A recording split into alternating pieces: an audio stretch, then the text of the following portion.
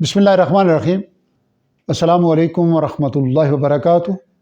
रमज़ान मुबारक की निस्बत से रोज़ाना एक रकू के सिलसिले में आज की नशिस्त में इंशाअल्लाह अज़ीज़ हम सूरह बकरा के रकू नंबर 35 जो कि तीसरे पारे का तीसरा रकू है और आयत नंबर 258 से 260 पर मुश्तमिल है, इसके मज़ामीन पर गौर करेंगे।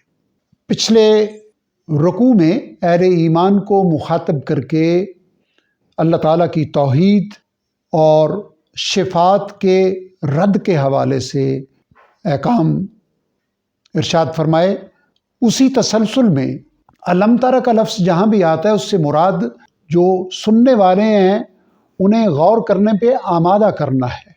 इससे मुराद ए मुखातिब, ए सुनने वाले, क्या तुमने देखा नहीं इब्राहीम अलैहिस्सलाम के ज़िंदगी का कि दो वाक़यात यहाँ बयान हो गए।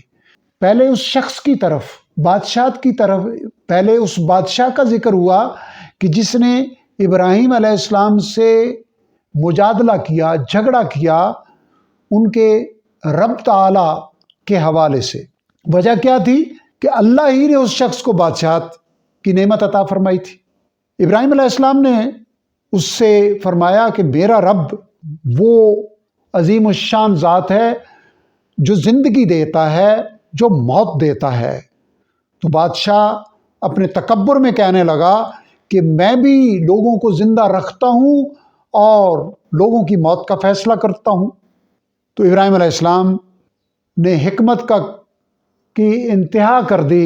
मज़ीद बहस की बजाय फरमाया कि अल्लाह ताला सूरज को मशरक़ से तलू फरमाते हैं, तो तुम जो इख्तियार का दावा करते हो उसे मगरब से तलू करके दिखाओ। इस दलील के आते ही वो काफिर डर रह गया, हैरान रह गया, उसकी पान गुंग हो गई। अल्लाह ताला ऐसे जालिमों को हिदायत नहीं दिया। दूसरा वाक़या, यानी पहला वाक़या अल्लाह ताला की इख्तियार, उसकी कुदरत, उसकी शान के एक पहलू को बयान करता है। अब एक दूसरा पहलू तो हयात बादल मौत का है कि या उस शख्स की तरफ तुमने नहीं देखा है मुखातिब जो एक बस्ती पर से गुजरा। हज़रत उज़ैर अलैहिस्सलाम का वाक़या रवायात में उनसे मंसूब है कि उन्होंने उस बस्ती को अपनी छतों पर गिरा हुआ देखा, तो वो कहने लगे कि भला अल्लाह ताला इस बस्ती को इसकी मौत यानी इसकी बर्बादी के बाद कैसे ज़िंदा करेंगे। फ़अमातहुल्लाहु मिअत आम, तो अल्लाह ताला ने उसे 100 बरस तक मौत के सपुर्द किए रखा। सुम्मा बासा, फिर उठा खड़ा किया, जिंदा कर दिया और पूछा कि तुम इस हाल में कितना अरसा रहे हो। वो अर्ज करने लगे कि मैं एक दिन रहा हूँगा, ये दिन का कुछ हिस्सा, यानी नींद की सी कैफियत उन्होंने महसूस की। तो अल्लाह ताला ने फरमाया कि तुम इस हाल में 100 साल रहे हो और अल्लाह की कुदरत देखनी है तो तुम अपने खाने और अपने पीने की चीज़ों की तरफ देखो। इस 100 साल के बावजूद वो गली सड़ी नहीं है।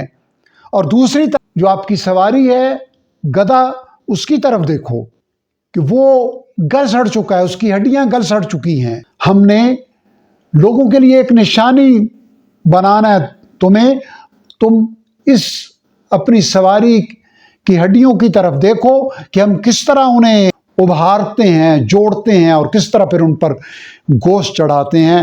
फिर जब उस पर ये बात वाज़े हो गई तो अल्लाह ताला ने फरमाया, तो जब उस पर बात वाज़े हो गई तो पुकार उठे, यानी उज़ैर अलैहिस्सलाम पुकार उठे कि मैं जान गया कि अल्लाह ताला हर चीज़ पर कुदरत रखने वाले हैं।